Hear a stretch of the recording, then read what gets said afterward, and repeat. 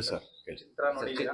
ಹಾಂ ಏನ್ ಅನಿಸ್ತಾ ಇದೆ ಸರ್ ಇವತ್ತು ಚಿತ್ರ ನೋಡಿ? ಯಾಕಂದ್ರೆ 4ನೇ ಚಿತ್ರ ಸರ್. ಇಲ್ಲ, ಬಜಾರ್ ಆಗ್ಬೋದು, ಆಮೇಲೆ ಅದು ಬರ್ತಾ ಆ್ಯಕ್ಚುಲಿ ಸುಮಾರು ಸಿನಿಮಾ, ಒಂದು 3 ಸಿನಿಮಾ, ಇದು 4ನೇ ಸಿನಿಮಾ.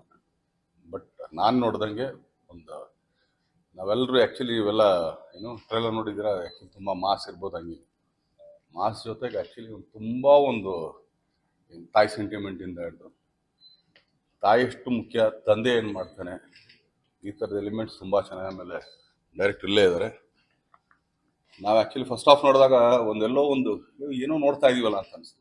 ಬಟ್ ಅದು ಆ್ಯಕ್ಚುಲಿ ಅದು ಮುಗಿದ ಮೇಲೆ ಆ್ಯಕ್ಚುಲಿ ಹೇಳ್ಬಾರ್ದು, ಅದು ಮುಗಿದ ಮೇಲೆ ಇನ್ನೊಂದು ಥರ ಇದೆ.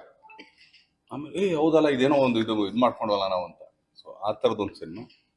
ಆಮೇಲೆ ನನಗೆ ತುಂಬ ಇಷ್ಟ ಆಗಿದೆ ಏನಂದರೆ ಫೈಟ್ಗಳಲ್ಲಿ. ಆಮೇಲೆ ಮುದುರಾಕ್ಷನ್ ನಾನು ಯಾವಾಗಲೂ ಹೇಳಿದೆ, ನಾನು ಅವತ್ತು ಏನೋ ಟ್ರೈಲರಿಂದ ಇದ್ರ ದಿನಾನು ಹೇಳಿದೆ, ತುಂಬ ಒಳ್ಳೆಯ ಸಾಂಗ್. ಆದಮೇಲೆ ಮೆಲೋಡಿಗಳು ತುಂಬ ಚೆನ್ನಾಗಿದೆ. But Dhanveer has grown up actually. 3 ಸಿನಿಮಾಗೆ 4ನೇ ಸಿನಿಮಾಗೆ ಆ್ಯಕ್ಚುಲಿ ಬೇರೆ ಥರ ಧನ್ವೀರ್ ನಾವು ಕಾಣಿಸ್ತೀವಿ. ಅದಲ್ಲದೆ ಫೈಟ್ಗಳನ್ನ ತುಂಬ ಚೆನ್ನಾಗಿ ಅಂದರೆ ಪೋರ್ಟ್ರೇಟ್ ಮಾಡ್ತಾರೆ. ಗೊತ್ತಾ, ಆ್ಯಕ್ಚುಲಿ ಫೈಟ್ಗಳೇನು ಅಂದ್ಕೊಳ್ತೀವಿ, ಸುಮ್ಮನೆ ಒಡಿ ಬಡಿ ಇದಲ್ಲ, ಅವನು ಪೋರ್ಟ್ರೇಟ್ ಮಾಡೋದಿದೆಯಲ್ಲ ಈಗಿನ ದಿನಗಳಲ್ಲಿ.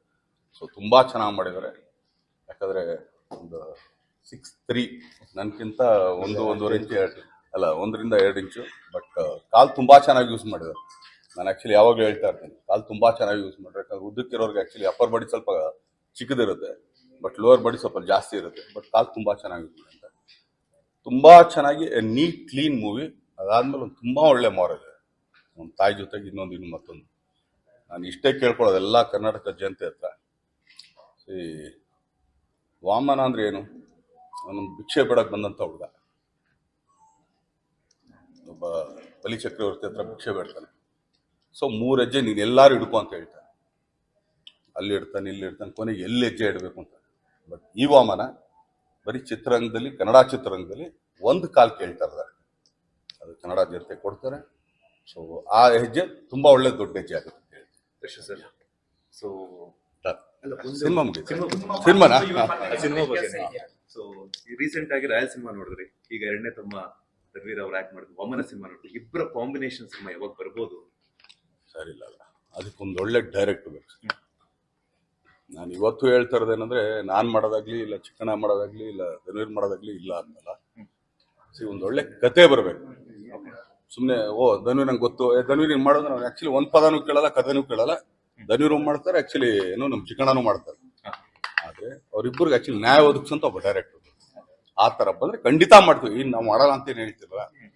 ಅವತ್ತು ಹೇಳ್ತಾ ಇರೋದು, ಇವತ್ತು ಹೇಳ್ತಾ ಇರೋದು ಒಂದೇನೆ, ನಾವು ಮಾಡೋದು ಕನ್ನಡ ಸಿನಿಮಾ. ನಾವು ಆ್ಯಕ್ಚುಲಿ ಯಾವುದೇ ಬೇರೆ ಭಾಷೆ ಸಿನಿಮಾ ಮಾಡ್ತಾರೆ ಇಲ್ಲ, ನಾವೇನು ಪ್ಯಾನ್ ಇಂಡಿಯಾ ಸಿನಿಮಾ ಮಾಡ್ತೀವಿ. ಕರ್ನಾಟಕದ ಜನತೆಗೆ, ಇಲ್ಲಿರೋ ಥಿಯೇಟರ್ಗಳಿಗೆ, ಇಲ್ಲಿರೋ ಸಿನಿಮಾನ ನಾವು ಮಾಡ್ತೀವಿ. ಧನ್ವೀರ್ ಅಲ್ಲಿ ನಿಮ್ಮ ಫಿಲಮ್ ಮೂವಿಯಲ್ಲಿ ತುಂಬಾ ಇಂಟ್ರೆಸ್ಟಿಂಗ್, ತುಂಬಾ ಡಿಫ್ರೆನ್ಸಸ್ ಏನ್ ಹೋಲಿಕೆ ನೋಡಿ ಈ ಫಿಲಮ್ ನೀವು ಮಾಡ್ಬೇಕಾಯ್ತು ನಾನು ಕೂಡ ಅನ್ನೋದೇನಾದ್ರು ಬಂದಿದೆ ಈ ಫಿಲಮ್ ನೋಡಾಕ? ಲವ್ ತುಂಬ ಚೆನ್ನಾಗಿ ಮಾಡಿದ್ರು. ಆ್ಯಕ್ಚುಲಿ ಆ ಥರ ಲವ್ ನಾವು ಮಾಡ್ಬೇಕಂತ ತುಂಬ ಇಷ್ಟಪಡ್ತೀವಿ. ಬಟ್ ಯಾರು ಆ ಥರ ಲವ್ ಮಾಡಕ್ಕೆ ಕೊಡ್ತಾರಲ್ಲ ಅಷ್ಟೇ. ಸಾಂಗ್ ಬಗ್ಗೆ ನನಗೆ ಈ ತರ ಸಾಂಗ್ ಕೊಟ್ಟಿಲ್ಲ, ಒಳ್ಳೆ ಸಾಂಗ್ ಕೊಟ್ಟಿದ್ದಾರೆ. ಅಲ್ಲಲ್ಲ, ಅಂದರೆ ಮುದುರಾಕ್ಷಸ್ ತುಂಬ ಚೆನ್ನಾಗಿದೆ. ನಾವ್ಯಾರು ಯೋಚನೆ ಮಾಡಿದ್ರೆ ನಿಮ್ಮ ಮದುವೆ ಆಗಿದೆ ಸರ್? ಆಗಿದೆ. ಯಾವತ್ತಾರು ಹೇಳಿದ್ರ ನಿಮ್ಮ ಹೆಂಡತಿಗೆ ಆ್ಯಕ್ಚುಲಿ ಮುದುರಾಕ್ಷಸ್ ಅಂತ? ಅಷ್ಟೇ ಅಲ್ವಾ? ಹಂಗೇನೆ ಮುದುರಾಕ್ಷಸ್ ಹೇಳಿದ್ರೆ ಅವ್ರಿಗೊಂದು ಖುಷಿ ಆಗುತ್ತೆ. ಚೆನ್ನಾಗಿದೆ ಅಷ್ಟೇ. ಸರಿ, ಥ್ಯಾಂಕ್ ಯು.